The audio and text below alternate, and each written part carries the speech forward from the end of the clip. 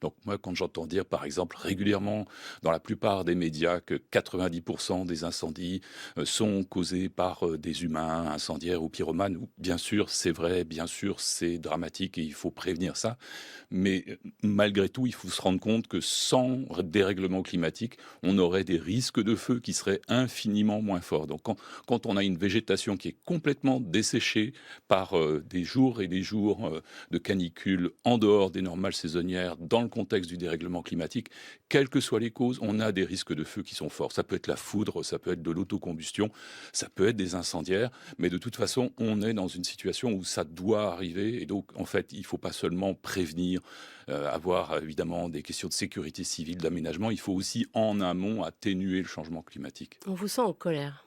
Oui, bah, écoutez, moi je suis pas climatologue, je suis écologue, mais ça fait quand même quelques décennies qu'on alerte d'une manière générale et qu'on est toujours pris un peu pour des alarmistes, hein, et ça fait très mal aujourd'hui de voir toutes ces personnes évacuées qui souffrent, hein, tous les pompiers qui risquent leur vie au quotidien, finalement Alors qu'on savait, voilà, c'est pour ça? gérer des situations qu'on avait anticipées au plan scientifique.